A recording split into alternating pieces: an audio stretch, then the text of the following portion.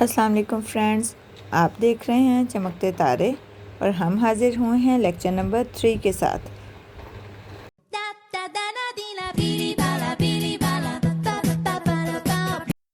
तो सबसे पहले हम लास्ट वीक के क्वेश्चंस के आंसर्स देख लेते हैं। हमारा पहला क्वेश्चन था, चाइनीज़ ज़ुबान को हनयू क्यों कहा जाता है? तो इसका आंसर ये है क्योंकि चाइना में 90% लोग इसी बिरादरी से ताल्लुक़ रखते हैं। दूसरा सवाल बहुत ट्रिकी था। पूछा गया था कितने छोटे एथिक ग्रुप्स हैं, यानी कि छोटे, तो 55 बिल्कुल छोटे हैं जो मिला के कुल 90% बनते हैं, और एक एथिक ग्रुप हन जो है वो बहुत बड़ा है। ठीक है, तो इसका आंसर 55 था। 100 yuan के नोट पे कितनी लैंग्वेजेस लिखी हुई हैं, कितनी ज़ुबानें लिखी हुई हैं? ये 5 हैं, और ये आंसर तकरीबन सबका ही बिल्कुल ठीक था और माशाल्लाह बहुत अच्छा फ़ीडबैक आया है, हम बहुत खुश हुए हैं। अच्छा, ये जो है ये स्ट्रक्चर था, ये इनिशियल, टोन्स और फाइनल से मिलके फिनिक्स सिलेबल्स बनते हैं और हमेशा टोन्स फाइनल्स के ऊपर आती हैं। और हमारा लास्ट क्वेश्चन था कि अ को टोन्स के साथ पढ़ें। तो अभी हम कंप्लीट रिव्यू कर लेते हैं।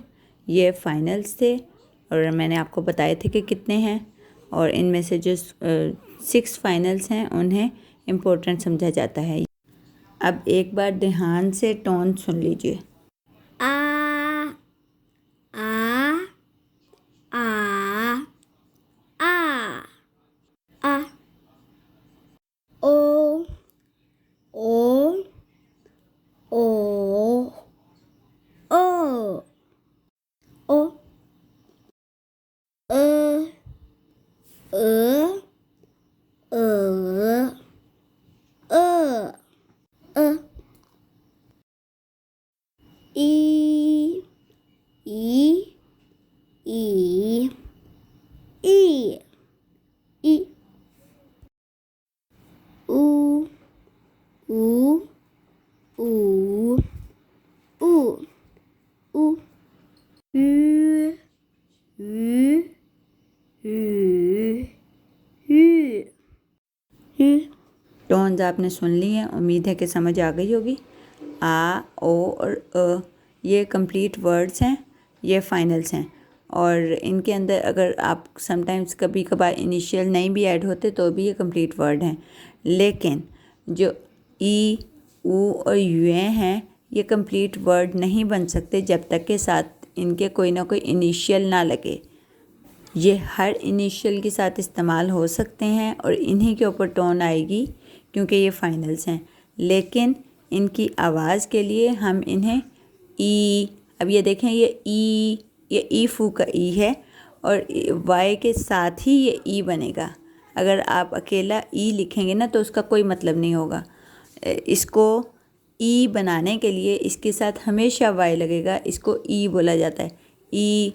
और ये देखें ये ऊ है, ये जो है ये भी हमेशा, असल में ये यू ही है जो उसमें हमने पढ़ा है ना, ये एक्चुअली अकेला एक फाइनल है, लेकिन इसको क्योंकि हम अकेला पढ़ नहीं सकते तो इसके लिए साथ हम हमेशा ऊ ऐड करते हैं। ठीक है, और इसी तरह से ये यू है, जब हम यू, ये जो 2 नुक्तों वाला यू था, जब हम उसको अकेला पढ़ना चाहते हैं या कोई वर्ड उससे बनाना चाहते हैं तो हम उसको नुक्ते गिरा देते हैं और उसके साथ हम वाई ऐड कर देते हैं। आज हम इनिशियल स्टार्ट करेंगे और अभी क्योंकि इनिशियल्स तो आपने देखा था कि काफ़ी सारे हैं, तो हम उनमें से सबसे पहले 4 पढ़ेंगे, ब, फ, म और फ। अब इनकी टोन्स कैसे हैं? ये सबसे पहला जो है, इसे लिखा तो बी की तरह जाता है लेकिन ये बी नहीं है बल्कि इसको प पढ़ा जाता है। दूसरा जो है वो, और जो दूसरा है उसे हम प नहीं पढ़ते बल्कि फ पढ़ते हैं, फ। और जो उससे अगला है ये म, और जो लास्ट वन है ये फ, यही जो फिश की आवाज़ होती है। जैसा कि हम इंग्लिश में साउंड्स मिला के वर्ड्स बनाते जाते हैं, बिल्कुल ऐसे ही हम इनिशियल और फाइनल्स को मिलाकर वर्ड्स बनाएंगे। ये ब को हम अ से मिलाएंगे तो क्या बनेगा? पापा, पापा। इसी तरह अगर हम ए पर फर्स्ट टोन लगा देंगे तो ये बन जाएगा पा, और ये क्या है, ये नंबर 8 है। और इसी तरह अगर हम सेकंड टोन लगाएंगे तो ये क्या बनेगा, पा, और इसका मतलब होता है ज़मीन से पौधों को बाहर खींचना या किसी चीज़ को खींच कर निकालना। ये वर्ड है फ आ, फा यानी कि क्लाइंबिंग करना, फ आ, फा यानी कि डर जाना, खौफज़दा हो जाना, स्केयर्ड। यहाँ मैंने आपको समझाने के लिए सिर्फ एक एक वर्ड के साथ इन्हें मिलाया है, वरना इन्हीं को हम मुख्तलिफ फाइनल्स के साथ मिला के डिफरेंट वर्ड्स बनाते जाएंगे। और अब इससे नेक्स्ट जो है वो हम माँ के साथ देखेंगे। म, आ, मामा। मामा में आप देख रहे हैं कि 2 दफ़ा एक ही वर्ड इस्तेमाल हुआ है और दोनों में एक ही टोन है, लेकिन जब 2 एक जैसी टोन्स मिल जाती हैं तो जो सेकंड वाली टोन है वो 5th टोन में कन्वर्ट हो जाती है, तो हम इसलिए बोलते हैं मामा। मतलब बिल्कुल आखिर वाली जो है वो साइलेंट टोन हो जाती है। और दूसरा वर्ड है माँ यानी कि घोड़ा। आज का लास्ट वर्ड जो हम पढ़ रहे हैं वो है फा, आ, फा का जब हमने ईमेल वगैरह भेजनी होती है तो हम बोलेंगे फ़ा। और अगर हम बालों की बात करेंगे यानी कि हमारे बाल, तो हम कहेंगे फ़ा। और जब हम इसके साथ सर के ऊपर बाल की बात करेंगे तो हम कहेंगे थोफ़ा।